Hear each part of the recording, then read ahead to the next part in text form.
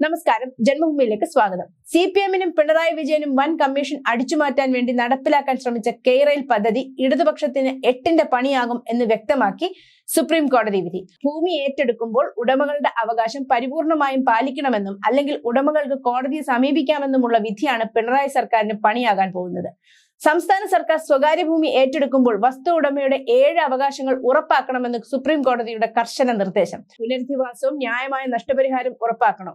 ഏറ്റെടുക്കൽ നിശ്ചിത സമയപരിധിക്കുള്ളിൽ പൂർത്തിയാക്കണം. ഭൂമിയുടെ അവകാശ കൈമാറ്റം എപ്പോൾ പൂർത്തിയാക്കുമെന്ന് ഉടമയെ അറിയിക്കണം.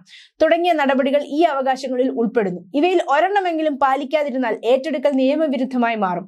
ഉടമയ്ക്ക് കോടതിയിൽ ചോദ്യം ചെയ്യാനും കഴിയും. കൊൽക്കത്ത മുനിസിപ്പൽ കോർപ്പറേഷന് എതിരെയാണ് വിധിയെങ്കിലും കേരളത്തിലെ കെയ്റെയിലിനടക്കം ഇത് ബാധകമാകുമെന്ന് നിയമവിദഗ്ധർ ചൂണ്ടിക്കാട്ടി. ഇനിയും അംഗീകാരം കിട്ടാത്ത കെയ്റെയിൽ പദ്ധതിക്കായി ബലമായി ഭൂമി കയ്യേറുകയും മഞ്ഞക്കുറ്റികൾ സ്ഥാപിക്കുകയുമാണ് സംസ്ഥാന സർക്കാർ ചെയ്തത്. പ്രതിഷേധിച്ച വസ്തു ഉടമകൾക്കെതിരെ 1000-ലേറെ കേസുകൾ ഇപ്പോഴും നിലനിൽക്കുകയാണ്. കെയ്റെയിൽ മഞ്ഞക്കുറ്റികൾ സ്ഥാപിക്കാൻ വേണ്ടി പോലീസിനെ ഉപയോഗിച്ച് ഉടമകളുടെ ഭൂമി കയ്യേറുന്ന നടപടിയാണ് പിണറായി സർക്കാർ നടത്തിയത്. ഇതിന് വലിയ തിരിച്ചടി ഉറപ്പാകുന്നതാണ് ഇപ്പോൾ പുറത്തു വന്നിരിക്കുന്ന സുപ്രീം കോടതി വിധി.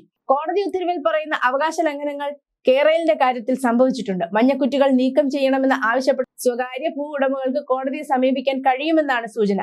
ജസ്റ്റിസുമാരായ PS നരസിംഹ, അരവിന്ദ് കുമാർ എന്നിവരടങ്ങിയ ബെഞ്ചാണ് മാർഗരേഖ പുറത്തിറക്കിയത്. സ്ഥലം ഏറ്റെടുക്കലുമായി ബന്ധപ്പെട്ട് പൗരന് ബാധകമായ 7 അവകാശങ്ങളെക്കുറിച്ച് സുപ്രീം കോടതി വിശദമാക്കുകയുണ്ടായി. അതിൽ ഭൂമി ഏറ്റെടുക്കുന്നതിന്റെ പൊതു ആവശ്യം പൗരനെ മനസ്സിലാക്കി കൊടുക്കണമെന്നും ഭൂമിയുടെ ഉടമയ്ക്കുണ്ടാകുന്ന എതിർപ്പ് സർക്കാർ നിർബന്ധമായും കേൾക്കേണ്ടതാണെന്നും സുപ്രീം കോടതി വ്യക്തമാക്കിയിട്ടുണ്ട്. ഇതൊന്നും കെയ്റെയിലിന്റെ കാര്യത്തിൽ സംഭവിച്ചിട്ടില്ല എന്നത് പകൽ പോലെ വ്യക്തമാണ്. സംസ്ഥാന സർക്കാരുകൾ നിയമപരമായി നടപടിക്രമം പാലിച്ചാൽ മാത്രം സ്ഥലം ഏറ്റെടുക്കൽ നിയമപരമാകുകയുള്ളൂ. ഭൂമിയുടെ അവകാശവുമായി ബന്ധപ്പെട്ടതാണ് ഭരണഘടനയുടെ 300A അനുച്ഛേദം. പൗരന്റെ സ്വത്തവകാശം സംരക്ഷിക്കാനാണ് നടപടിക്രമങ്ങളുടെ രക്ഷാകവചം, സുപ്രീം കോടതി പറഞ്ഞു. ഇതിൽ സുപ്രീം കോടതി പറയുന്ന 7 അവകാശങ്ങളിൽ പലതും കെയ്റെയിലിന് വേണ്ടി ഭൂമി ഏറ്റെടുക്കുന്നതുമായി ബന്ധപ്പെട്ട് സംഭവിച്ചിട്ടില്ല എന്ന് പകൽ പോലെ വ്യക്തമായ സ്ഥിതിക്ക് സർക്കാരിന് വലിയ തിരിച്ചടി തന്നെയാണ് കോടതിയിൽ ലഭിക്കാൻ പോകുന്നത് എന്ന് ഉറപ്പായിരിക്കുകയാണ്. News desk, Janmabhumi.